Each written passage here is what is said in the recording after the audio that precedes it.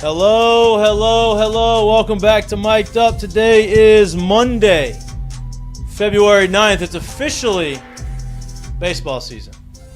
I think we can all consider last night a stinker of a Super Bowl. It's time to turn the page. Yeah, it was. It's a nice one. Just football's over with. Let's move past the football page and let's turn the page to baseball because this is officially the start of baseball season. If you're not in SEC country, you're not in college baseball world, you may think it's a few weeks from now. It starts now because we're here in Baton Rouge. Obviously, LSU starts their season this Friday at 2 o'clock with a series against Milwaukee. Here at the box, the weather's going to be great. It's always a 50-50 shot if it's going to be bad weather, cold weather, miserable to go to. Seems like the weather this weekend is going to be great, so show up out the box. We got a lot to talk about. We started our baseball conversations last week, or 2 weeks ago, really, when Jay came on the show. And then last week, Case and Evans came on the show on Monday, I believe. Was it Monday or was it Wednesday? Either way. He came on the show last week. It was Wednesday because it was Ask Mikie, Mitch, and Kaysen. That's right. It was a Wednesday show. And that kind of kicked us off. That put us in midseason form, and we got another special guest for you today. We're going to talk a lot about sports, but before we get to the sports conversation, we're going to talk about baseball, specifically LSU baseball, specifically about the man they call Big Papa, which is it's a great nickname. You have to be really good at baseball, and you have to be very well liked. Own it. To be able to have the nickname given to you of Big Papa. It's evolved. We're going to talk about how the nickname has evolved since he stepped foot on campus. But Zach Yorke in the house. We appreciate you coming in. We're joined by producer Lloyd. You're dressed very nice again. Oh yeah, still do Christmas stuff. Look, we do Christmas in February at the Courtney house. Yeah, they do Christmas 2 months after Christmas, which is kind of wild. Also joined by our two-time national champion, once in football, once in baseball, first-round draft pick for the Chicago White Sox, co-host, media pundit for SC Network. Jay Mitch. How we doing, Jay? Welcome. We living. Hey, it's football season, right? Like that's where we're at now. What's that? So we are officially past football season. That's where we're at now. Officially past it. Last night's Super Bowl was stinker. Not great. Also, I like the defense, but also I was very distracted because at a 3-week-old I was yelling in my face all game. So that was fun. Mine slept, so it was kind of cool. He was. Oh, that's great. Good for you. I'm glad you're slept. So if you don't know, Zach, Cade Yorke's the kicker. I do that a lot. All good. Zach, Jared and I had our first boys 3 days apart. Wow. So not planned. We're in the grind. Not planned. It was not planned. We did not call each other and say, "Hey, it's time." You know. It was honestly said as a joke between the wives like months before, but it was not planned. We didn't know anything about it. Not planned. You told me this was straight. It was not straight. But we get to go through the grind together. But you're not here to talk about kids. You're not. You don't even need to think about kids for a long, long time. Not right now. We're here to talk about you. We appreciate you coming on. Obviously, you've had 3 really good seasons in college baseball, and you decided to make the jump to the SEC, to LSU specifically, for your senior season. Kind of give me a rundown on how all that happened, right? You transferred, obviously, from GCU to Baton Rouge. Mm-hmm. You were kind of a late addition to the transfer portal. I'd imagine that based off of what you've done, not only at your school but in the Cape, that you're probably a hot commodity. You have a baseball pedigree background, right? Your family's full of ballers. So what kind of went into your decision to come to LSU, and why LSU? First off, thank you guys for having me. I was talking to Jamie a couple weeks ago when you got my number from him, and he's like, you got to go on there. I appreciate that. Appreciate you guys for having me on. To answer your question, my brother and older brothers have always played baseball and try to follow their footsteps. Yep. And then my brother was a pretty high recruit at a high school, and Coach Johnson was at U of A at the time. And that's when I first met him, when he was recruiting my brother. And then always kind of a dream of mine to play for him. And, I played at GCU for 3 years, got into the transfer portal this summer, and he was one of the first calls, and it was kind of an easy decision from there. You said when you put your name in the portal, you're really dead set on the draft. Yeah. Right? That's what you're a junior. You had a really good career. You want to go and you want to obviously start your professional career in your track to the big leagues. And so you added yourself into the portal late. What went into those conversations? I'd imagine that you had some interest and you had some conversations with some teams about where they were going to draft you. I'm sure you had a number in mind of what it was going to take for you to go, and ultimately you decided not to. How did those conversations go? Yeah, I did a bunch of workouts over the summer for a bunch of teams. It was looking – I told Coach Johnson when he first called me that was my goal to sign, and obviously he's very persuasive. Yes, he is. Very good recruiter. Persuasive. Yeah, he's a really good recruiter. He's hard to say no to. What did he tell you? I mean, he was just like, "What, do you not want to play in Omaha?" Type Yeah. of thing. So, playing 3 years of Division I baseball and always having the dream of playing in Omaha, it's kind of just it was tough to say no to. And he called me multiple times a day. He was calling my mom. He was tough to say no to for sure. And then obviously I didn't have an opportunity in the draft that I thought was good enough to not come here and play my senior year. So but I'm very blessed and super happy to be here, and it's been unbelievable. Well, and the way Major League Baseball is set up now is they're pushing these college kids a lot quicker through the minor league systems, right? So you come in, you do what you've been doing at a high level in the SEC. You get drafted after a senior year, and you just go up. You're going to end up in the same spot that you probably would have been year 2 after your junior year. Yeah, and also coming and playing the SEC just takes out the mid-major critics off of my checklist. Checklist. So come here and hopefully have a good year and win a lot of games with some really good guys and make a lot of memories. So that's it. Jared, you got one? Yeah, Zach. Look, but the first question is you're doing a really good job of trying to answer my question before I even ask it, but it's still there. I still got some room to wiggle with this thing. Obviously, Jay's a very good recruiter. You have a past relationship with him, playing in the SEC. All of these things combined. But was there like one thing that really sold LSU for you, where you were like, yeah, if I'm gonna stay in college, I'm gonna keep playing and up my stock, win some games, hopefully get a chance to play in Omaha and hold a trophy. What about LSU is that really sold it for you? To be honest, he's my brother, when he was in his recruiting process, told my mom and we have the same advisor. Told our advisor that it's all about hitting for him, and that's why he chose Coach Johnson, because of his hitting approach, his development, and ultimately, like, he kind of laid out a plan for me on the second time we talked about how he's going to make me a better hitter and how he's going to get me ready for the next level, and he's just like, and he kind of just told me, like, don't even worry about like the critics saying you can't hit SEC pitching, you can do it, type of thing. And he's got, I had a plan. And him and Coach Wanaka, our hitting coach, Simpson, Jordan, I literally have my own laminated sheet that I have to do before I hit every day to work on my separation, because that's something I struggled with.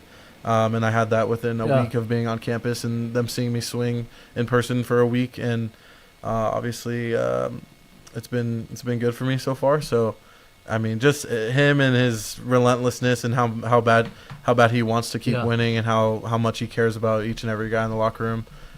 So it was a super easy decision. Turning down the draft was hard, but coming here over everywhere else was not a bad fallback plan. Yeah. What are some of the things that he has pointed out to say, hey, this is the things that we're going to work on to get you to be that hitter, to get to the next level and beyond? Yeah, just comes down, for me, it's just coming down to approach. Him and I see hitting very similarly. Like, a lot of people will see me and think, oh, he should hit 30 home runs or 25 home runs a year. But I like to put the ball in play with 2 strikes. I walk, and I think of myself as a hitter before power, and he's just kind of elevated that with just certain approach things, certain drill things. And then obviously for me, one of my biggest struggles was just like getting separation with my hips to my hands and my swing, and got a program, been working really hard. I'm getting back measurements every couple weeks, and just getting better and better at that. So, I mean, I'm an older guy and I have a lot of at-bats, and I think he knows that, and our coaches know that. So they don't go crazy on me and trying to change a whole lot, just simple drills to be doing and simple routine stuff. So you talked about, you like to walk, which obviously if anybody's looked at your numbers, you had more walks and strikeouts, I think, in every year of your college career. Has that been something that you've always had as a hitter, right? Because that's something I had to learn how to do that, and I still didn't do it as well as I wanted to, right? My freshman year, I was swinging at everything because you felt like you had to put the ball in play, and I had to learn that throughout the course of my career in college. You came into college walking more than you strike out. So is that something that you've always took pride in, like from a young age, and how did you kind of develop that?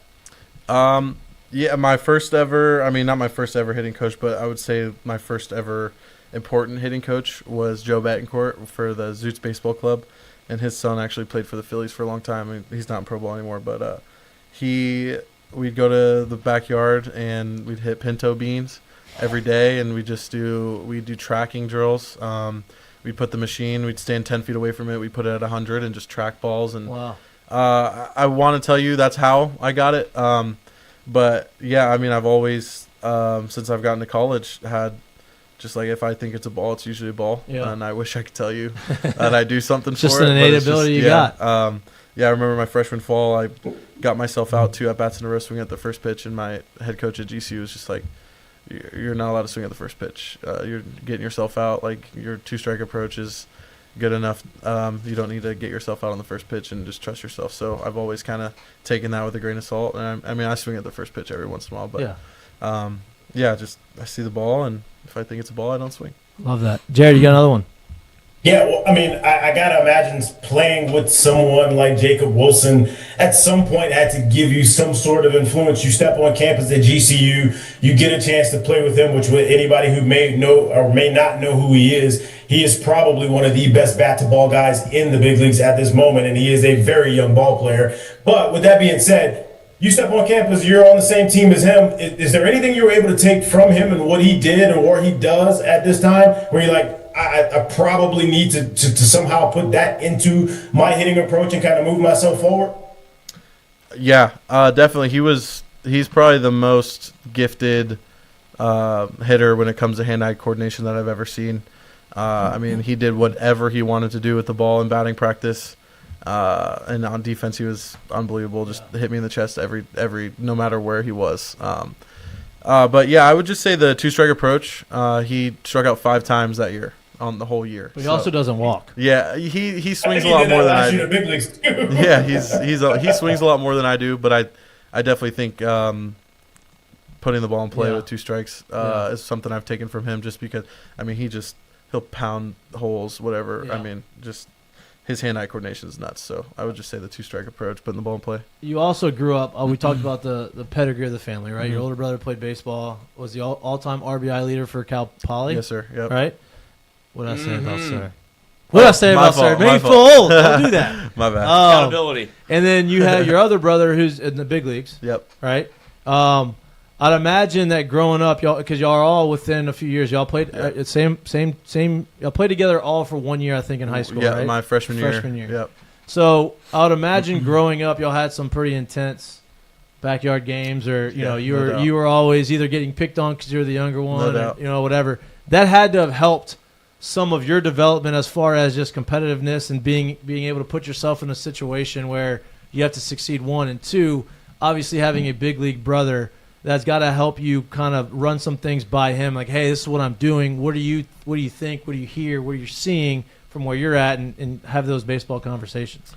It's definitely very helpful. Even my mom, she was a 4-time All-American softball player. So if I have 3, I have more than them, but family-wise, if I'm struggling or even if it's going good, how do I keep it going good? I have 3 really good people I can call. Are they hard on you? My mom is very hard on me. Yeah. My brothers are usually who I call when I'm doing bad because they'll just tell me, they'll boost my confidence really. Yeah. But your mom's gonna wear you out. My mom, if I pop up, my mom's like, "What are you doing?" Like, drop your shoulder. No, Yeah, if I swing first pitch, like if there's a reliever, like I'll get a lefty to come in to face me, and I'll swing first pitch and get out. What are you doing? Like you haven't even seen him throw a ball. Like she's tough. She knows the game. Yeah, for sure. But I mean, Nick is unbelievable. He's besides Jacob. I mean, I think talent level they're very neck and neck to the best players I've ever played with. Yeah, and then Joe was a really smart. Every coach on the West Coast that had played him that would coach against me would tell me how awesome Joe was, and I would tell him, "Oh, we're wired really different," type of thing, because he's just like a super nice, and I'm not mean, but Joe's more like a relationship guy. I'm more like I want to play ball. Yeah. I'm very blessed in that aspect. I have them in my corner. Obviously making the move, right? Mm-hmm. Transferring over here. The big thing in baseball, and the theme that we've heard from a lot of the guys here is, especially last year, was how close they were as a team, right? And you bring in recruits normally, like freshman recruits. That's that's the traditional way. Yep. And the freshmen kind of have to earn their way, and they don't have a lot of at bats, and they kind of have to fit in. But you also want to kind of put them in the culture of what it is the team is. Mm-hmm. But now with the portal, you have a lot of guys like yourself that have a lot of innings and a lot of years in college at a different program, and then you transfer here into another program, and it's a new group of guys. How have you been able to kind of fall into place, so to say, here and kind of join the guys and just build that chemistry? Because being around baseball your whole life, I think you understand how important that is to having a good team. For sure. And how has that transition been? To be honest with you, it's been ridiculously easy. Love that. I would say Jake is like our team leader. If there's someone saying something in the clubhouse, it's going to be him. And my first night in Baton Rouge, he texted me and was like, "Hey, let's go play pickleball." And I was like, "All right, let's do it." Yeah. And this is like 3 weeks away from even anyone having to be at our facility. So, and then we ended up playing like a home poker game that night with a bunch of us. So I hear the gambling's rampant amongst the guys. I like that. We like to play poker for sure. But it goes. I mean, Derek Curiel is one of the most outgoing and funny guys that we have a good relationship. So it's just like coming here and having those like star guys. Not to glaze them, but those big name guys coming in here and being super opening, and it's very easy to get along. And then I try to do my best with including everybody. Like if I'm going somewhere, I'll text some of the freshmen or all the freshmen. Really, I really do try my best to talk to every single person on the team, and it's super easy. There's not one person in that clubhouse that's a negative energy, so it's really awesome. Now, when you say going somewhere, you just mean to like lit pizza or something, right? Yeah, literally anywhere. The Six are our nutrition center. Jake's house. We're at Jake's house every night, so there's about be careful. There's 10 to 15 of us there every single night. So it's a really good time, and those guys are every one of them are my good boys. Whenever you got here, we talked about this off air and how talented the team is, right? Mm-hmm. You talked about how you have you could have a starting nine, you can have another starting nine that could start anywhere else in the country for the most part. And so you have a ton of talent, and then you have a ton of talent on the mound, right? You have a bunch of guys coming back and a bunch of guys they brought in the portal. Yeah. That's nasty. So getting to LSU, obviously you've played good competition, like when you're at GCU? Grand Canyon, yeah. GCU. And then you're in the Cape. You played against some super talented guys, but you're getting it consistently, not only against the opposing team, but within your own team. Yeah. How, was there I won't say an adjustment period, but was there a period in the fall where you're like, oh shit, this is a little different? Definitely. My first live at bat was against Maverick Rizzi, the 6'9", 97 sinker with a 83-mile-an-hour slider. And then that day he was just starting to work on a change. I don't know if he had thrown it much. I know he had been working on it, but my first at bat was like a 5-pitch strikeout, and he threw me the nastiest changeup, and I just looked like an idiot, totally out in front, falling over. And I walked back to the deck. I was like, oh. That was my first one. Yeah, I was like, I've been here 5 seconds. This is the best pitcher I've faced in my college career. But I mean, Papa didn't strike out. No, they've gotten me quite a few times. Our pitching staff is real deal. So, But they're all nasty. I mean, there's guys that are like never even talked about, like all those big name guys, Kaysen, Cooper Moore. They're going to be unbelievable. William Schmidt's nasty. They're going to, be our guys. But there's so many of them that like I feel don't get enough credit that will just come in and do their job. Dax Dathy's nasty from Angelo State. Throws like 9 pitches and every one of them for a strike. Isn't he old? Isn't he the guy that's like 25? He's 25. Yeah. He was another guy that Jamie told me. He's like, you gotta get this going. His story's crazy. He's the man. Yeah. He's a really good dude. He's awesome. But Ethan Plog, he's a sophomore from JUCO. He's the hardest at bat I've ever had. I was talking to Yeski the other day, and I said, if you told me he was throwing me 10 straight fastballs right down the middle, I might hit 3 of them. He's legit. He hides the ball really well. He's like 96 with 17 inches of horizontal run, and that's at 89. Great. He's ridiculous. Yeah, but Santiago Garcia, like all those guys are just Fontenelle, Sheeran.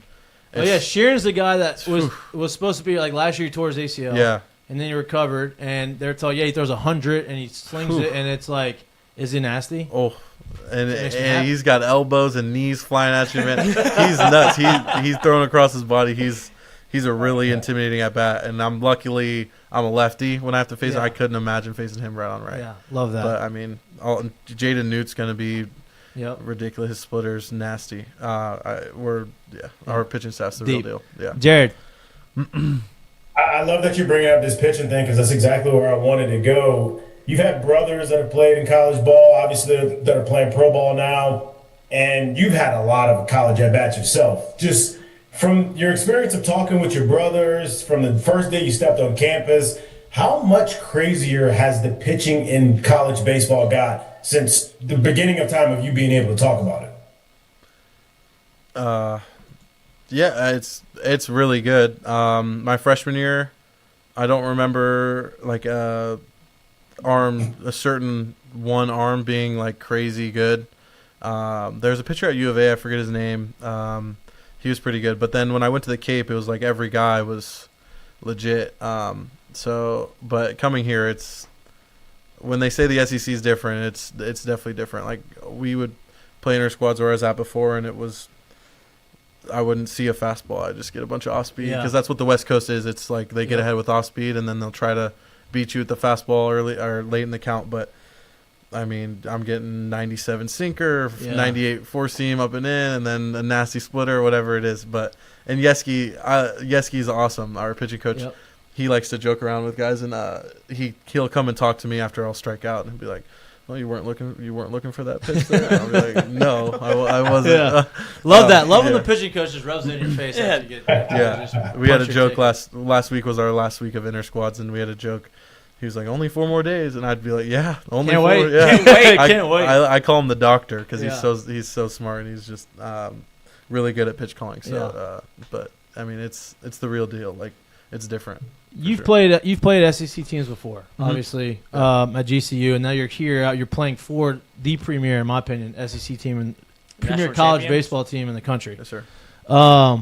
And sorry, that's just a habit. He's very polite. That's a habit. He's very polite. And so you come here to a premier, obviously SEC team. You're in the SEC. Is there something that you're looking most forward to being here and playing in the SEC? I think yes. Like playing in the box. Playing obviously. in the box would be my number one answer. Yeah. I think every weekend's just going to be a new thing for me. The most fans I've played in front of was the opening regional game at University of Arizona in 24, and that was 12,000. And I heard we get like 13 on midweeks. Yeah. And then you go to Mississippi State and they get like 15. We sold out that Biloxi minor league stadium in a fall scrimmage. I cannot wait to play at the box for sure. Yeah. Lloyd, you got one? You're just gonna stay here and just make fun of me for him calling me sir? No. I do have a question. Hold on. There you go. Uh-oh. Does your Bob know Lane Kiffin? They went to Fresno at the same time, correct? Oh wow. I feel like she would have told me that. Yeah. Well, it's all new now. Yeah, maybe we'll have to ask her. Where did you dig that up? I was doing my research and over here doing because she was a 4-year. He said a 4-year all All-American. I was like, okay, let's see what years it was the late 90s. Like, Lane was there whenever he was in the 90s, and I just didn't know if they had a connection. Crazy. That's a good pull out of you. Look at that. Yeah. So he does. He works over there. That's what I was doing. But how different is it coming from, like, obviously Grand Canyon has its own set of, like, whatever that is over there, and you have West Coast guys, and you have Jay Johnson being a West Coast guy, and he pulls you into Baton Rouge. What has been, like, almost the change for you to coming into Baton Rouge and seeing just the totally different lifestyle? It has to be way different. It's definitely different, but I'm also not the right guy to ask. Like, I don't have a car out here, so I don't go, and I go to Jake's every night, and then I'll go to the field every day. Damn, no car. Yeah, it's tough. It's West Coast living, brother. Are you gonna like? I'm in the working on process of getting. No, getting we can't a car. get. We can't just get this Yeah, guy NIL deal and get him a car. Please, yeah. I mean, like, let's get him a car. What do you want? That'd be great. Yeah. A truck. Yeah. There you go. Jake Brown's route. Let's Rub it go. off on you. We're gonna find him something. All right. So, Yeah. Hollingsworth. No, but I mean, I kind of just go in and do my thing every day. I spend most of my time at the field, and then. Can I tell you something? What you got? You hit a bunch of homers, and you do what I think you're gonna do. Mid-season, it's gonna be a perfect NIL deal with Big Papa and this big ass F-250. I mean, Let's do it. I wouldn't say no. that is. I wouldn't say no. That is like the easiest NIL deal you can possibly have. Like, hey, this guy's hitting homers, built for tough. You know what I mean? Like, no reason why you shouldn't have an F-250. Appreciate that. I'm working for you. Appreciate you. I'm working for you. Biggest change though would just be like how Food. professional. Oh, that too. But I eat most of my meals at the Performance Center. Yeah, it's that's free. that place is amazing. Yeah, it's Do awesome. so at the Performance Center? Do they have like a set deal, or you can say, "Hey, I want you to make me this," and It's both. They have whatever that's amazing. weekly or daily is different, and then if you don't want anything, you go up to the chef and Whatever you want. whatever. Yeah, it's definitely. But I was just saying, the biggest difference, like baseball wise, is just how professional it is. Like every building is top notch. Like I think our facilities are better than some pro facilities. Yeah. So, like I said, I'm just very blessed and happy to be a Tiger. People talk about when they talk about you, the first thing they talk about is your bat. Mm-hmm. Oh, he can swing it. He's got an advanced discipline to plate. He's got an advanced approach. He can hit the ball off fields. But when Kaysen was in here last week, he was Sweet feet. talking about how good your defense was and how athletic you are and how you have soft hands and you have sweet feet is what he calls you. Yes, sir. All right? So, like, how much pride do you put in the defensive side, and has that always been something that has just come really easy to you? Hands wise, like ground balls, I've always played infield, so it's that's always Second been nature. there. Yeah, second nature type of thing. Footwork around the bag was like tough for me when I was a freshman. It's a hard I thing. would miss a bunch of balls up the line on the right side just because like I would have my foot on this corner and then it'd get thrown up the line and I like couldn't reach over. So footwork, it's taken a lot of time and it's probably still my biggest weakness over there. But I mean, I think one thing that's like a very important aspect of first base is communication. Yeah. And I really pride myself in the way I talk on the field and communicate pre-pitch. And then, yeah, I just always been able to pick it. So it's nice of Kaysen to say that I have sweet feet. A lot of guys have told me that I move really well over there. So it's good to hear because I get knocked on that a lot. Correct. Which I've never to be honest, I've never. You're a bigger guy. Yeah, it's literally just because of my size. Like none of those guys that say It's I bullshit. can't play first base is. I would agree. It's with you. bullshit. Not Well, one. That's what I was saying. I've been going to bat for you because they're like, Appreciate that. oh, he's a 300-pounder. I was like, that's Yeah. not fair to say. appreciate First of all, he it. doesn't look 300. I appreciate And I was like, wore my look, I've pants up. seen you play. Yeah. And to see you move over there, I was would, like, look. I would be willing to bet that not one person that's wrote that I can't play first base has watched me play first Correct. base. Yeah. Correct. I used to wear my pants up in pro ball because they used to say that I wasn't as athletic. I want to make myself look more athletic. It was Stirrups guy. bullshit. Yeah. Stirrups guy. It was bullshit. Tweeners. Stirrups guy. I wear There you go. tweeners. Yeah. I don't wear tweeners. Yes, sir. But I like the tweeners. It's a good look. Jared, you got something to add? Yeah, I mean, quickly. I mean, so we talk about the sweet feet, but I've heard that like you're not afraid to try to take a bag or two as well. So like, are we gonna see that this year too? Because I promise you, if you do in Alex Black Stadium, they will absolutely love it. Yeah, no, I don't know about a straight steal. Like it would have to be probably I got the Like a guy's little timing. delay. Yeah, Yeah. delay maybe. But I've mixed in a couple ball and dirt reads. Oh, your former catcher. Yeah. Love that. So Down angle. we'll see. I'm gonna try to get one, telling but you, I also think if I did try to steal and got thrown out, Oh no, they'll still love it. I'm no, telling you, no, the different. it's not about them. Coach Johnson probably wouldn't love that, but You're in a unique position, right? We've talked about you're coming over here. It's your first year here. You obviously have a lot of guys that are coming back that have been here for a while from Louisiana. Mm-hmm. You get the unique perspective of seeing everybody for the first time. Yeah. Right. Obviously, we know the names of Jake Brown and Curiel and all these guys who have been here and have done it. But you get to see some of the guys that we all haven't seen from a perspective of coming in and not knowing anybody. Mm-hmm. Has anybody that you've come in here that you didn't really know about coming in that's really impressed you? And I know I'm not trying to call you no. out. You don't have to call anyone specifically out, but there's got to be one or two guys that you're like, damn, I didn't know this guy was. yeah, definitely. Cooper Moore would be the pitcher one. He's a right-hander. I got it. He's a righty. Not a big dude. I think he's like 6 foot. Yeah. But he throws 5 pitches for strikes. Everything does something different. And he's one of my better friends out here. So we faced each other one time this fall. How'd you do? So he goes first pitch, cutter in for a strike, and then he sorted me on a changeup. Oh, Nasty. And I was about to say this. He has the best changeup I've ever seen. Absolutely sorted me, and then threw me like 4 straight, 3 curveballs in the dirt, and then a fastball way out, like just uncompetitive. Oh. So I was just chirping at him. Wow. Like, whole fall, like, dude, you're scared. Like, 4 uncompetitive pitches. had me 0-2 Yeah, and you couldn't get me. So I was just chirping him, and then he got me when we came back. We faced each other a couple more times, Yeah. and I popped out, and he struck me out. But he's looked unreal since we've been back too. Just I stood on his bullpen the other day, and every pitch there's like it's called the what's it called? The buffer zone. So it's just out of the zone, and then there's like it's like the strike zone, and then there's the buffer zone. Yeah. Sorry. I'm good. saying like that's a challenge spot. Yeah, every pitch was in the buffer zone, and I walked up to the screen. I was like, dude, that's Impressive. absolutely ridiculous. And Yeah. usually you feel when you're standing in a bullpen and you see a pitch, and you're like, I don't know. oh, I could hit that. I can hammer that. Not one of them was I like, oh, Yeah. like, not one of them. I was like, dude, that's nuts. And I then, think I just struck out 3 times. yeah.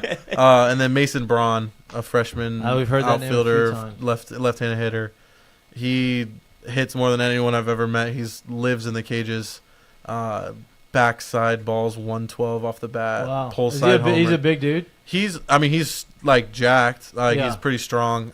He's not very tall. He's Yeah. probably 5'11", 5'10", 5'11", but Hell yeah. he hits the ball hard and he puts up really good at bats, and he has elite plate discipline. So he's gonna. Obviously we'll see what the lineup is, and everyone is gonna get their opportunity, but that kid is gonna be really good. Yeah. I've been asking for. This is just me putting it out into the ether because You're trying to suck up to. No. Yeah, I don't you're sucking have to up. do that. I'm far past it. Big Cubs fan, Cal Okay. Schwarber. Oh yeah, I'm kowtowing for you to bat lead off at least one game. done it before. See? So I don't know. I'll be happy. My name's the lineup. That's it. I'm good wherever I'm at. Because we had Cade Beloso, who you met, Yeah, at the first awesome bit- dude. awesome. Yeah, awesome great dude. Yeah. Great dude. but he batted the first. I think the only time he batted lead a off homer. was in Omaha. Omaha, the Really? final game of the College World Series. Jay put him in because it was Caglione who was pitching for Florida. Okay. And it was wanted a competitive at bat because Cade Beloso, a very elite strike zone awareness. And he's like, well, I want the first person that he faces. Like, I want to see if we can test him and see what everybody gets to see a pitch Yeah. type deal. And he put in. He's a bigger fellow. Yeah. And put him in. Drew leadoff walk. Awesome. And That's so awesome. don't be surprised whenever you look at the lineup and you see Yorke 1. I've heard Coach Johnson does he'll mix it Oh, up. wow. He doesn't like the word tinker. No. He use that, but he likes to dabble, experiment with Yeah. some different things. Sweet. Yeah, no, I mean So if you play, you Wherever. might play short, might play third. that I don't think will happen. He put but- Bear Jones at third, He Yeah, did do that. I don't think I'll play any there. He did do that. He and did it do worked that. out. One of the things that he's done, we talked about this too. One of the things that he's done really well at his time here, Coach Johnson, that is you just said it, he's going to give everybody an opportunity. Yeah. Right. He's going to give, if you've earned it and he thinks that you're going to be able to produce and could be a guy, you're going to get an opportunity. Whether what you do with it is up to you. Yeah. And that seems like it was a conversation that he had with you early on, or at least he has with the team early on. What's his message to y'all whenever you come into a locker room that's full of talented guys like that, and you're like, well, shit, how's everybody going to play? What's his message to y'all? Coach does not care about anything but winning. Yep.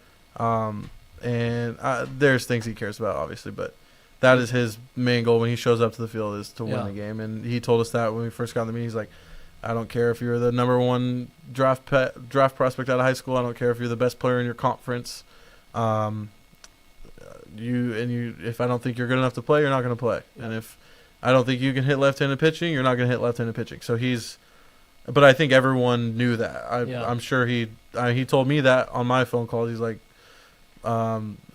pretty much the same thing. Like, if you're not good enough, you're not going to play. I'm not guaranteeing you a spot, nothing like that. So everyone here knows what the goal is, and our goal is to win a lot of games. He calls it a 56-game playoff, so trying to win every single one of them. And I think after seeing our pitching, man, it's well, I mean, listen, he's won 2 out of 4 national championships since he's been here, right? It's hard to go back-to-back.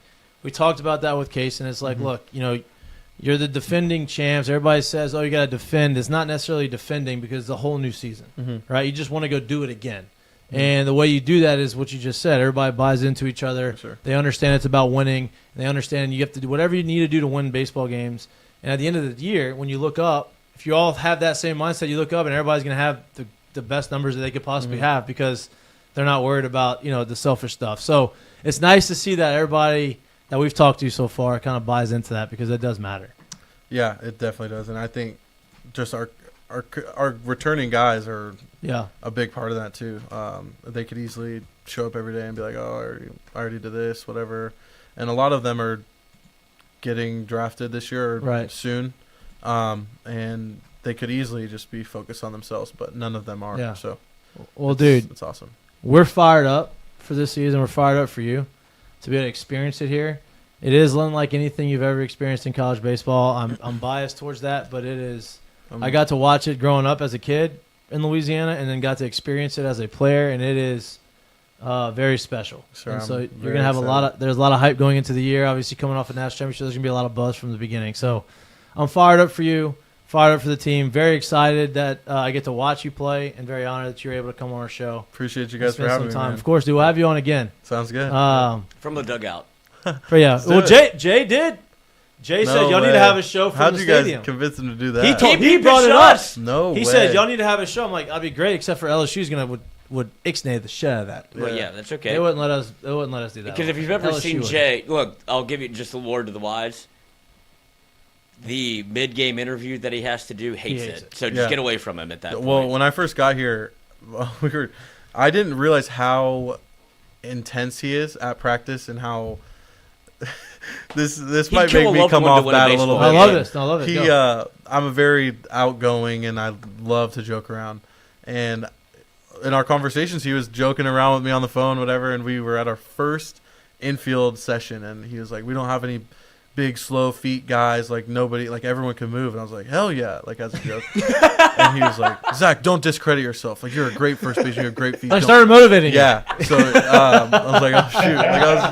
And then Coach Simpson was talking to me afterwards. He's like, "Yeah, don't joke with Coach." And I was like, "I'm gonna get him to laugh." Yeah, you will. I'm gonna get him, and I have a couple times. But yeah, I mean, he's very intense. So that's surprising that you guys got him to do it. Is there something that I was gonna let you go, but now that you brought him up, is there something that like have they told you like, hey, whenever he starts doing this, you want to stay away from him? Or it's like, is there like levels to like his intensity? Have you noticed that yet?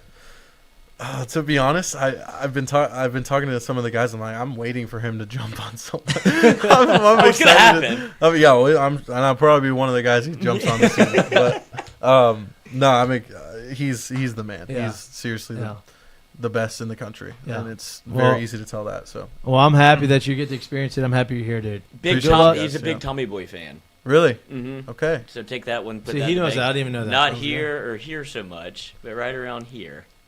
Okay. You've never seen the Now movie. he's going to do that, and he's going to have to go run polls or something because you made him make a joke at the wrong time. Appreciate you guys. Good luck this weekend, dude. Thank you. Yeah, we'll have you on at some point again during the show. Straight steal, first pitch. Just go. Probably not. You'll see us out there. We'll be out there this Appreciate weekend. it. Yeah, thanks, Good luck, guys. bro. Wait, Yep. he says that Mikey only goes to the games if he gets to sit in the suite. No, I'm going. I'm not sitting in the suite on Friday. He's I'm actually going. throwing. I am throwing. You throwing the first pitch? Who's catching it? I don't know. You! I don't know. I'll catch it. But here's the deal. It's not okay. So it's not me. I wasn't supposed to throw the first pitch out. My Was this mother-in-law. supposed to be a secret? Or No, was this no, supposed to be I don't know. Oh It shoot. doesn't matter anymore. My mother-in-law works for Visit Baton Rouge. So Visit Okay. Baton Rouge is sponsoring the first pitch, and their president, she didn't want to throw out the first pitch, so she brought up the idea to my mother-in-law, like, hey, why don't I go out there and then I act like I don't know what to do, and then bring Mikey out to throw the first pitch for me. And I was like, all right, I'll do it. Oh, that'll be sweet. So I'm going to do it. So hopefully I don't bounce. I hadn't thrown a baseball in like 3 years. So See, we'll see what and he happens. wants to lollipop it. I'm like, brother, I am you lollipop. should- Rip it. See? I Thank you. think my elbow would. I think Who I'd gives tear a my fuck? UCL. Can you imagine tearing my UCL throwing the first pitch out? It'd be awesome. You won't do that. It'll, No, I'll be fine. I need to get a couple throws in. I'll be. You don't need it anyway. Let's go. That's what I'm saying. Like, this is I gotta this might throw. be the I gotta last play catch with my opportunity son you at some get. point. that'll be sweet. Like, I'm gonna, catch one if I'm left not handed, catching, I'll you be, got chirp, that. I'm Come gonna on. be chirping you. For the Yeah, video. for sure. All right, dude. Appreciate Appreciate you, you bro. guys, Have a good man. rest of the night. Thank you. You can just bounce whenever. We're Okay. just easy. Tell Jake hello. Oh, also ask Jake's dad when you talk to him. I need my credential back. He stole it at Omaha. sounds good. So I need it back. Are we getting them on Wednesday? Or re-credentialed? Yes, we are getting Okay. credentials. Sweet. You can keep it. Yeah, Great thank meeting you guys. Yeah, great meeting you too. Thank you, man. Yep. Absolutely. I'll see you guys this weekend. Yep. Yes, See you this sir. weekend, dude. Appreciate you coming in. Full uni. He's not full uni. He's No, I'm in talking like about, no, I'm talking about you for the first pitch. Oh yeah, I'm gonna go full uni. Yeah. No, I'm not. Oh shit. Is it open? It's your first test, or you have to stay the entire show. There you There go. you Yeah, you too, bro. Hell yeah. Look, I thought you were gonna sit there in the corner and not ask any questions. I'll just let y'all. Yeah, What a, dude. what a pull by you from Fresno State. That's crazy. I want him to call his mom and see. Like, wow. I mean, you'd imagine. What position did Lane play in college? Quarterback. Was he a quarterback? Mm-hmm. Did he quit? So was he a starter? Did he No, ever? he was competing with. I forget who he was going up for the quarterback. See, she was a job. four-time All-American. She didn't mess with these backups. But Lane's you know got what I mean? Lane's got game, clearly. Maybe he did you have game till But after? then he quit in the middle of a practice because he wasn't getting starter reps. So he came back out, left, took off pads, uniform. Whole thing came out in coach's gear and said, "If you're not gonna let me play, I'm just gonna coach." And that's how his coaching career Uh-huh. started. Wow. Wow. Interesting. He's always been a little Interesting. bit different. Zach's great. Yeah. I'm glad. I mean, If anybody that Jamie says you got to have him on, you bring Okay. him on because he hasn't missed yet on guys that we need to team bring is on. full of dudes. Which is great. Yeah. It's a great sign. We've talked about that. Like if you want a team full of dudes like that, right? Like you want guys who the are most important thing in baseball. not only talented, love baseball, love to be around the guys and play baseball, and then How is have. he getting home? He doesn't have a car. Oh yeah, how did he get here? I wonder if he borrowed a car. Got roommates, fellas. This got roommates. In Uber. Yeah. Uber. Damn, I didn't even notice. I didn't even remember to ask him that. Think to ask him that. He'll figure it out. He's resourceful. We're gonna get him. He loves to walk. We're gonna get him a NIL Truck. deal with a truck. Got to. I know Brendan Hollingsworth. Yeah, just Blake. We're in the same Blake, fraternity. Blake Hollingsworth. Yeah, I know both of them, but Blake Hollingsworth, we're in the same fraternity. Yeah. He won't sponsor the show, you little bitch. Mm. But other than that, But good maybe guy. to sponsor him. Once he starts hitting homers. Oh yeah, yeah, sure. Yeah. No, but he's listen. Anytime you have these guys come, especially the new guys come in and they are part of the squad that early, it's a good sign. Feels good. Yeah, I feel good. Look, the question was who's going to replace the homers in the middle of the lineup? Who's going to replace, your defense at first base? That's the guy, obviously. We talked about question marks. Oh, is there going to be a competition? I don't think there's a competition at first base anymore. No. After talking with everybody, talking with him, I believe he's the starting first baseman. He's carrying himself like a starter. Correct. He obviously understands the game of baseball. He's really good at first base. He's not just a bat. And I think I'm most impressed about his ability to get on base when he's not. We've talked about that a lot, right? I think what makes Curiel so good, and what made Trey Morgan so good, and at LSU was whenever they're not feeling great, they're still able to put something in the bucket and get on base, do something productive because they're able to work at bats and get on base. And this is another one of those guys, and just falls right into what Jay really likes as an offensive player. So I'm excited to watch him play.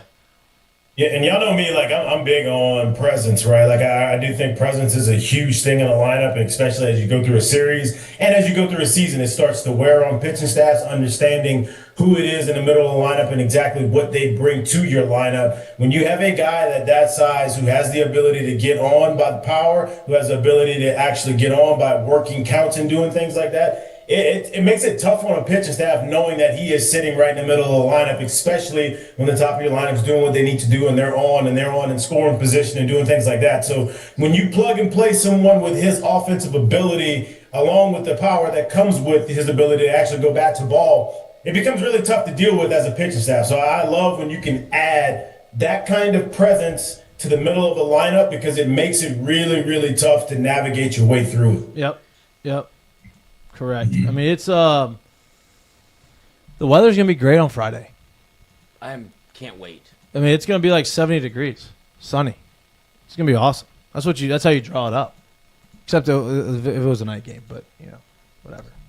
No, see, don't do that. We've already No, I'm okay with the day games. I'm just saying when the weather ends up being, you end up lucking out and you having a great day. It's like, damn, it'd be great if it wasn't. I know, but you don't know. You can't predict that. But this was the thing that got Jay Johnson started off on the wrong foot with the fan base because he's the one that moved it to an afternoon game. He's like, do y'all want to play or not? He's like, I'm going to do it my way a little bit. Yep. Because I want to be able to get the game in. And now he's turned Friday into a vacation for everybody. They just give him. He's probably right. Yeah. I think Zach gets he said it, but he's not getting enough credit, I think, for as good as he is. We'll find out. We will find out. You're right. I've like I said, I've been to the, I'm saying that it's just it's fat shaming. I'm saying that because, and not just because of what he did at GCU, the family, the pedigree, and what he's done in the Cape, right? Like he took what he did at GCU and he did the exact same thing in the Cape with wood bats and against the highest level of competition, right? So he's obviously not going to be intimidated by velocity or intimidated by the type of talent he's seeing, and he's obviously shown that he can do it wherever he's at. So he's got the demeanor for it. Yeah, no doubt. Jerry, what was your impressions on him? Well, I mean, it's obviously very clear as to why someone like that can kind of pull himself into a new locker room, and very quickly a lot of the guys love being around him, enough to call him Big Papa and all of this stuff, right? So I think stuff like that's cool, but I mean, name a time so far that we know in these 4 years where Jay has missed, just straight up completely missed on a hitting prospect. So when you have someone with the ability that he has, and you bring him in and you're working him with Jay and he can work around other talented ball players, I just feel like there is a big year coming. And you got to remember, someone like him coming from GCU, where people said he can't play first base, where people said he didn't hit in the conference where there's legitimate pitching, where someone like Jay is bagging and wants him on the line. Like, there is a lot on his chest. There's a lot on his shoulders where he wants to go and show it. And being the youngest of a family, with these older brothers that are ball players, with a mom that's ball players, there's a lot of things in there that says he's not afraid of the moment, and the ability's there. I think you're looking at someone who's going to have a huge year, and he's going to get a chance to do it on a place that gets a national stage. Yeah, 100%. It's just, like I said, we went in with a bunch of question marks of like, okay, competition at first, competition at second, competition at third. It feels like in our heads the competition is not so much a competition anymore. I think second base probably is the one that's still up in the air. It feels like the third base position is set with Caraway, and it feels like the first base position is set with Zach Yorke. The catching position feels like Aaron Beatty's going to be the guy, and then you obviously have Cerna, who they're very high on as well. And so it feels like you have your guys. You have your starting nine to start. And obviously he mentioned it, that they have a lot of other guys that would start at a lot of places around the country that aren't going to start this year. And so they're going to get some opportunities as well. So it's going to be interesting to see how the lineup shakes out. I mean, he's a third guy that's mentioned Mason Braun. Mm-hmm. Freshman outfielder. The outfield's set, right? So far, set. Right, and so Braun's obviously forcing his way into the lineup, whether that's a DH role to start the season, whether he's going to get some innings in the outfield early on, who knows? But it feels like the competitions are kind of starting to sort themselves out right now. Lloyd, did you win any money last night? Winning is a relative. I did not make one bet in the Super Bowl. I got distracted. Well, you have children now. I Yeah. showed a child. Yeah, a child. Well, 2. I count Kobe. He still hadn't figured it out yet. No. He's getting closer. Like, he's starting to lay closer to. I mean, to I him. was on FaceTime whenever that happened with you. Whenever he just hurdled the baby. Oh yeah. You were like, Kobe, we can't do that. And Yeah. he's like, oh, well, I'm figuring it You out. did But that, I so- did gamble last night. I did the Seahawks money line, which it was 14 to win 4. Yeah. Does that count? And then I tried to honey hole it. 14-4, wow. Well, yeah, it was dude, And minus you try to 420. take Patriots plus 11.5, and then In case Sean Booty to score would be the next touchdown score. It didn't work either. But all that said, it was kind of real of a stinker. It was a stinker of a game. Like, it wasn't like it Am wasn't I supposed to get excited about defense if I don't care about either of the two teams? And I love defense. Like, I think defense. Yeah, is but give great. me Defense is something. great, but like in Super Bowls, especially if you're going to do the whole like in-game gambling and you want to say, oh, who's this? I'm going to bet for this person to do this or this person to do that.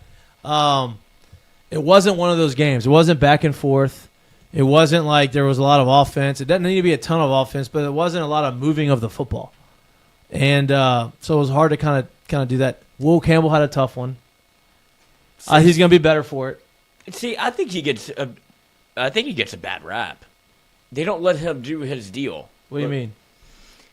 He gives up ground. He's done Yeah, that. but you're talking about anchoring in. And Yes, they don't let him anchor in. Yeah, but I think it's a little harder to anchor sometimes whenever Well, you when get you bull rushed went away. 3 first-round picks. You know, Yeah, when he's those a guys are coming at rookie. you. So, like, I think, I mean, he wasn't But like he that has all become- year. I think he's going to be better for it. It feels like he's going to be the guy that's going to Why have that, is- like, running in the like a reel of, like, okay, this is all my bad shit, and watch how much better I am next year. Well, I just don't understand how he's become, like, public enemy number 1 Well, I think it's just because it got to a point where it's like it got easy it was to it was blame. so highlighted in the postseason, and Drake May got sacked so much, and it wasn't all on him, right? But he got sacked so much that I think it was just easy to just point it out.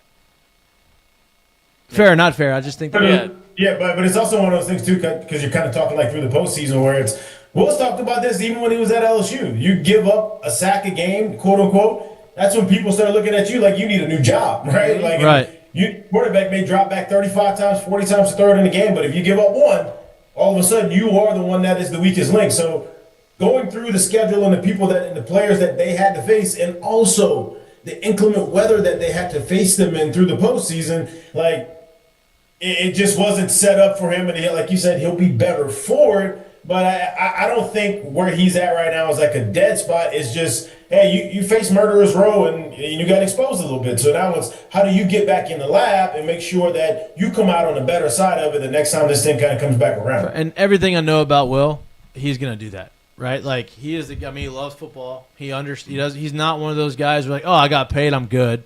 Like he's gonna go out there and he's gonna do everything he needs to do to be the best left tackle that he can possibly be. So. I don't think that's I have ever no going to be an concerns issue. about him. No, me either.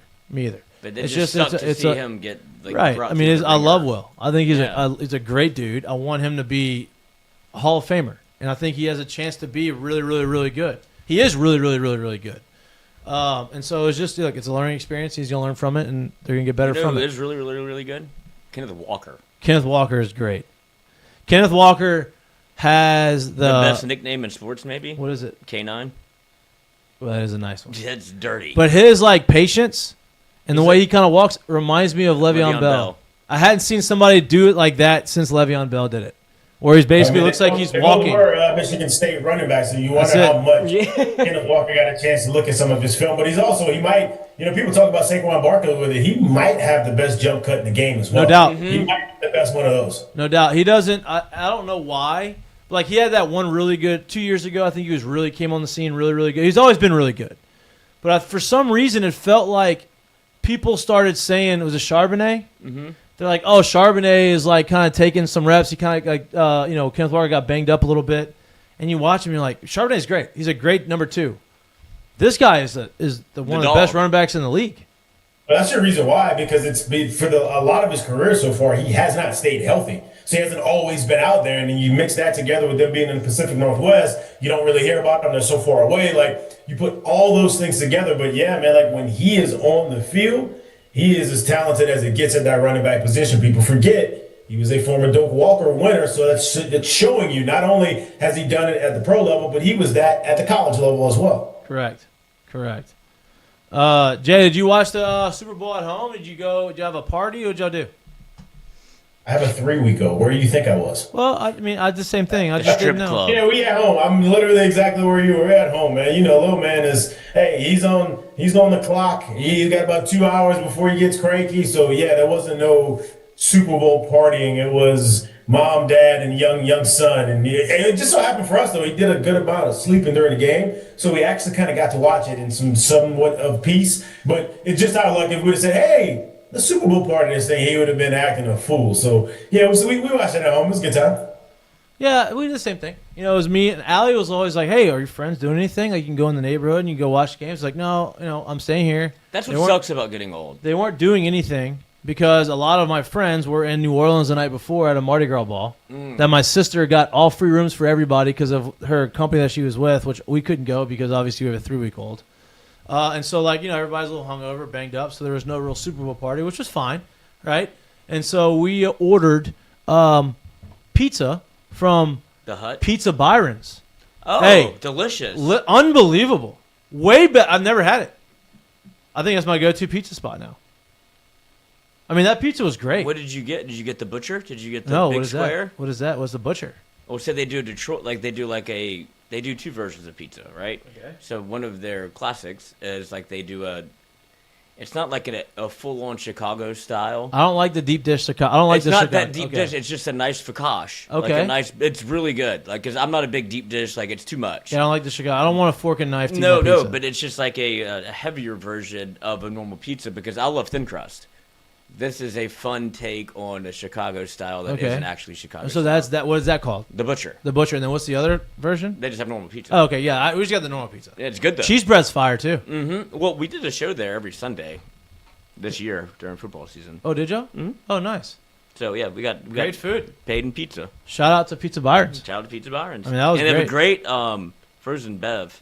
Oh, good to know. I didn't order that, but it's good to know. Neighborhood by neighborhood. I know, right next to you. Mm-hmm. That's great. But that's what we did. Pizza was on the menu. I thought about maybe cooking something. I was like, it's just me and Allie. Can't do it. I'm not gonna cook Wait, it. Super Bowl. Super Bowl. You gotta get Super Bowl food. That's what we did. Pizza. We just got pizza and cheese bread. That's all you need. That's all we need. I ate 2 slices. I'm doing Well, better. you I'm haven't doing been better at exercising. portion control. And I haven't worked out in 3 weeks. You just ate two slices of pizza? 2 slices Jared, of pizza, dude. if I have to hear about him not working out, it's every day. That's all he talks about. He's like, I'm like, I think I'm having a mental like breakdown. I'm having a problem. Like I can't. I tried this morning. I was like, okay, I'm gonna go work out this morning, and then I woke up and I was like, couldn't barely open my eyes.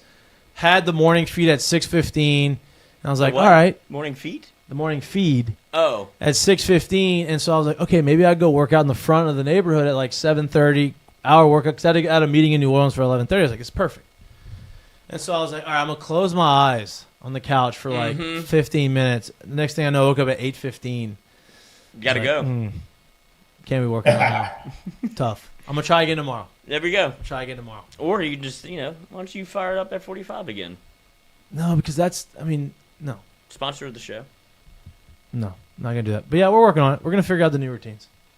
I'm proud of you. Almost. Thanks. That was the closest I've You'll gotten. get there. It was the closest I've gotten in 3 weeks. That really thought about it. Yeah. Jay, anything happen with young Rome? He's tall. Like just anything, like any new Is he developments? Is he walking yet? Is he Well, I'll give you this. This did happen today. We have 3 different bassinets around the house that we've literally tried to go mix and match in different rooms. Today was the first day that he finally decided to take like a 2.5, 3 hour nap during the day in one of these bassinets. And I'm like, wait a minute. Who is this kid?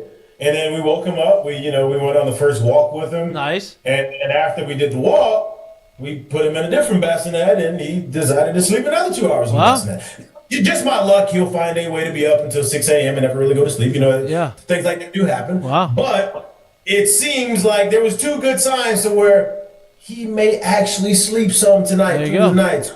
Could be good. We'll see. I don't know. I'll let you know tomorrow when we get back in this thing. But that's about the newest development, if you will, that we've got going on. We only have one bassinet. He actually doesn't mind it at night. And during the day, we have a little swing that in the living room, and we have one of those little like bouncers that we put him in. He likes both of those. So we'll put him to sleep, and he'll go sit in there for 2-3 hours for when he naps. Now the swing, I don't know if it's like a malfunctions, or if he's a little like the first level is supposed to be like this. Well, he's in there and he's like this, and then 15 minutes later it's like this.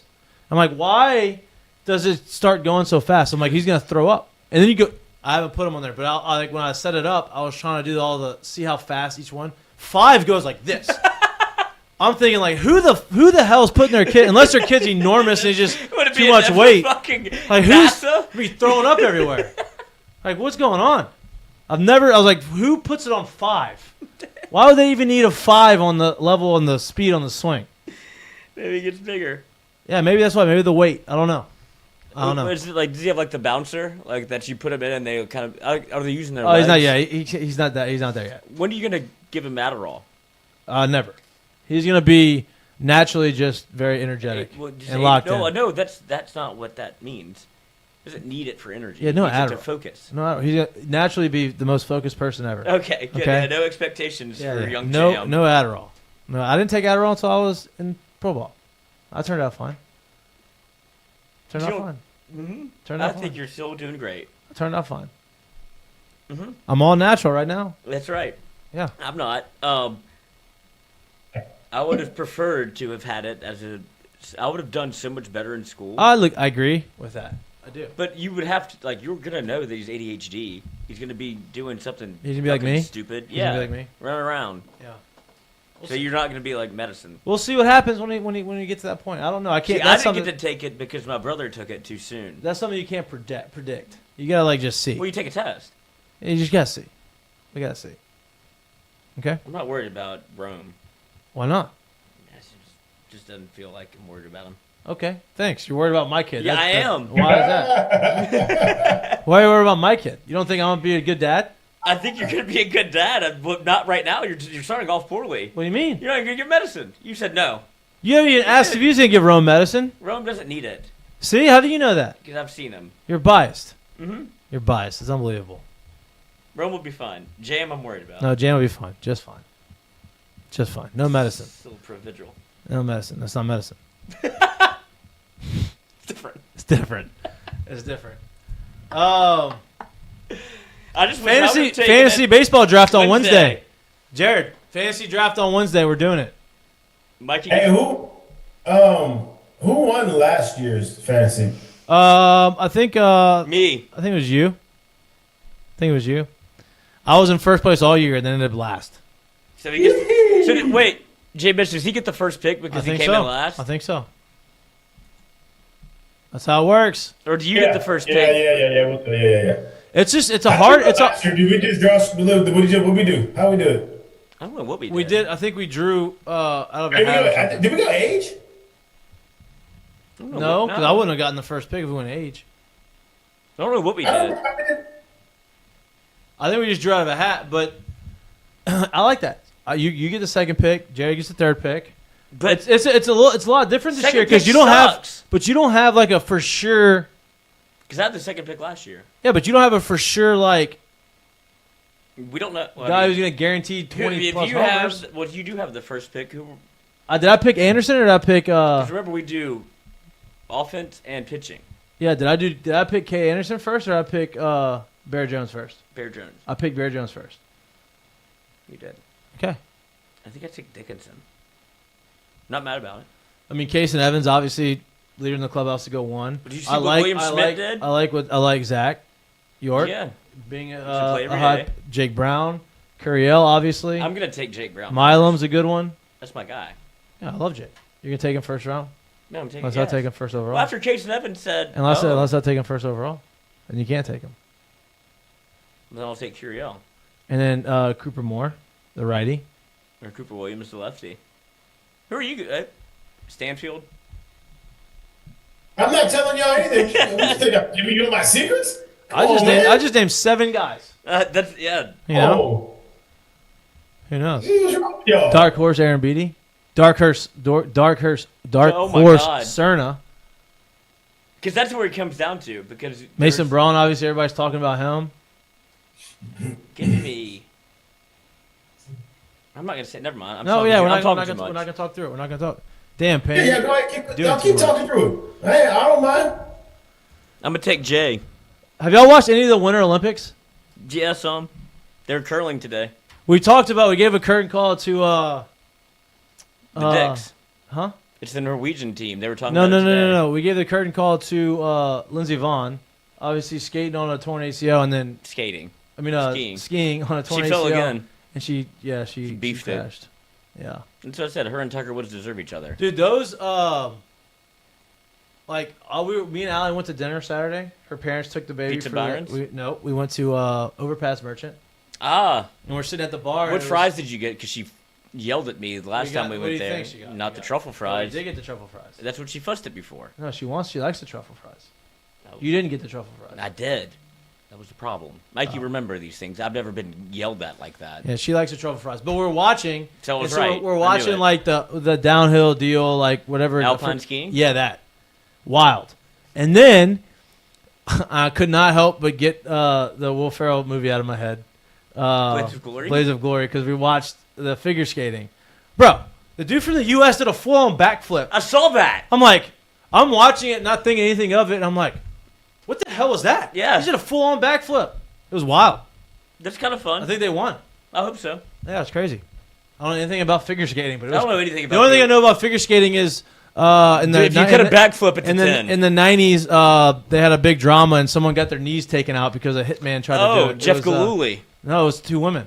I know Jeff Gillooly was Was the the hitman. hitman. And Yeah, then it was, Tanya Harding. Tanya Harding, and who was the other one? Sheridan. She was the one who hired the hitman to break Tanya Harding's knees. Mm-hmm.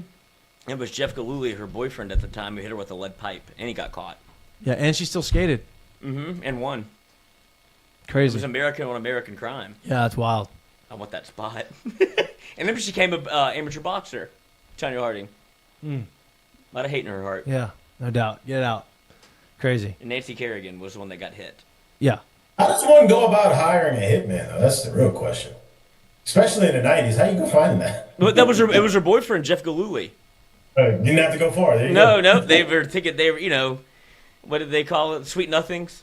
They were just sitting in bed together, being like, what if I hit her with a lead Could have been on pipe? the ride back home from the Nashville. Like, Hey, that's commit. That's commit for your woman right It there. is. Yeah. And Wow. they broke up. Oh, no shit. Yeah. You had to go to jail. No shit. All right. We got Seggies? I do. Mistake. Did you see this? Waste management, too much. What? We've been teetering on this, of it being almost too much of a good time. They get too drunk, and now we had a security guard that dropped a And chair this is mid-swing. a wild for you to say.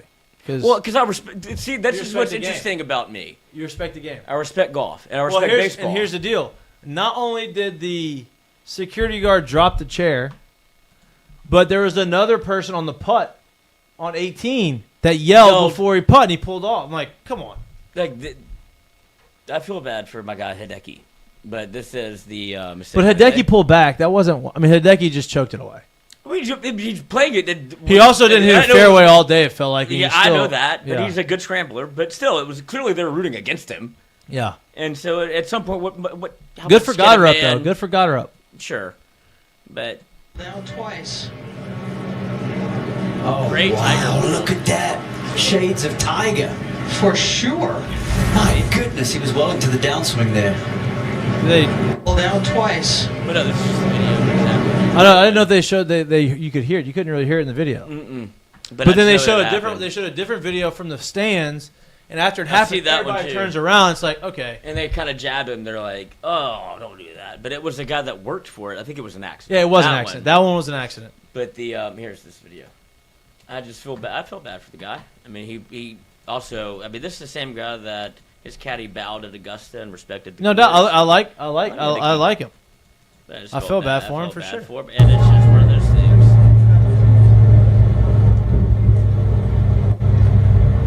It's taking a second. That's okay.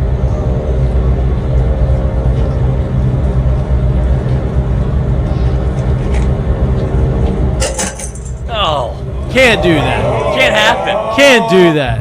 Oh, Can't happen. can't do that. What was that? It's a chair. Security guy dropped a chair, literally at the worst time. the apex of my backswing. Like he's sitting there for 35 seconds. You can drop it in the 35 I wonder seconds if he before was that. like, I wonder if he was holding it just like that. It just got too heavy for him.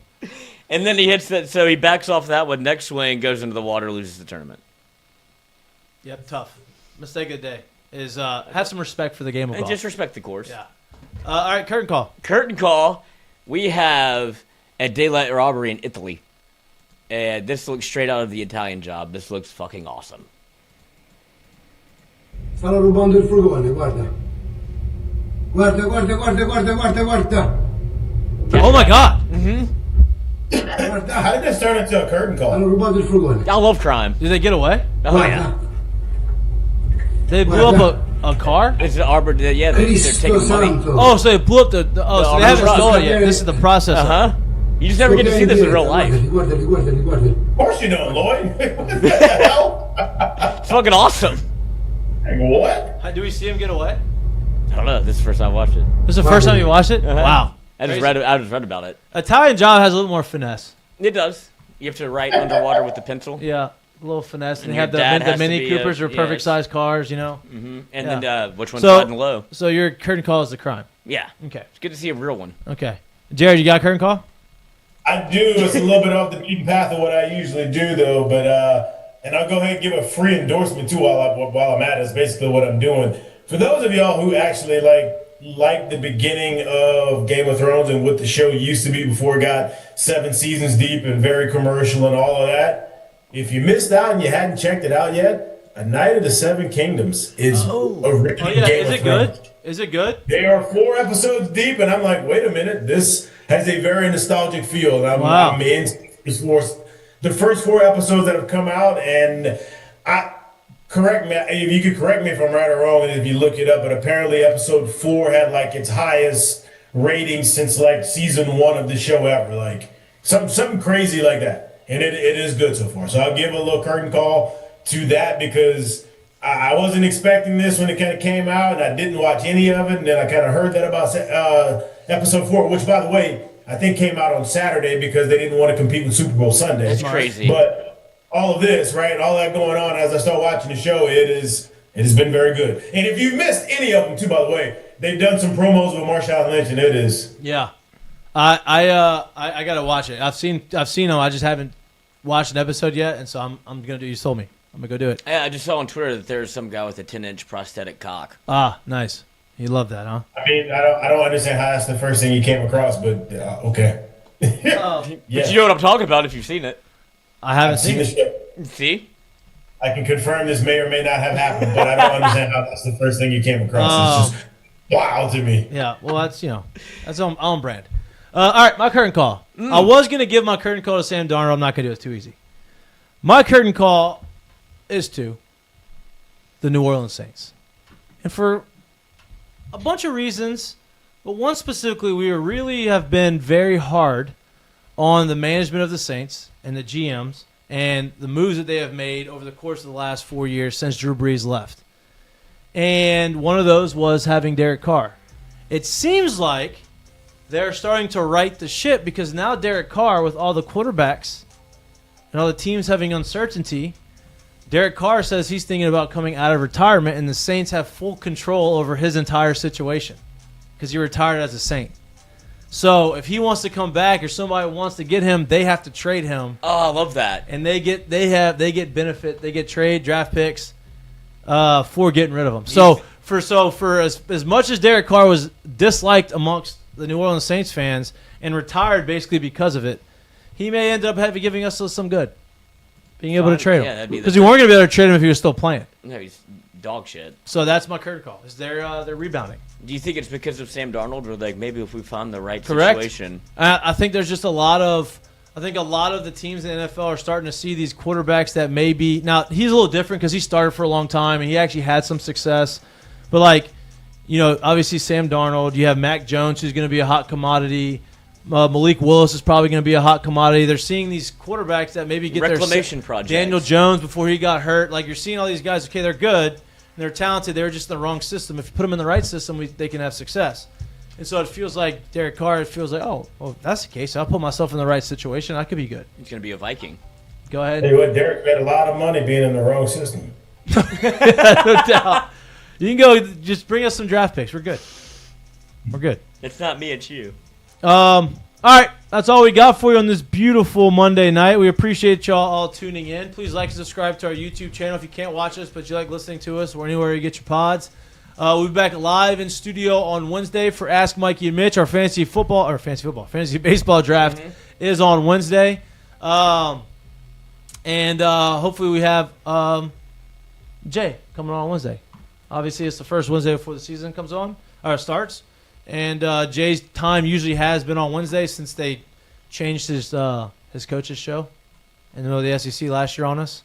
But we adapted. Look, he's amenable to us. Yeah, no doubt. He makes it work. But we're going to have another big show for you on Wednesday. We appreciate y'all. We love y'all.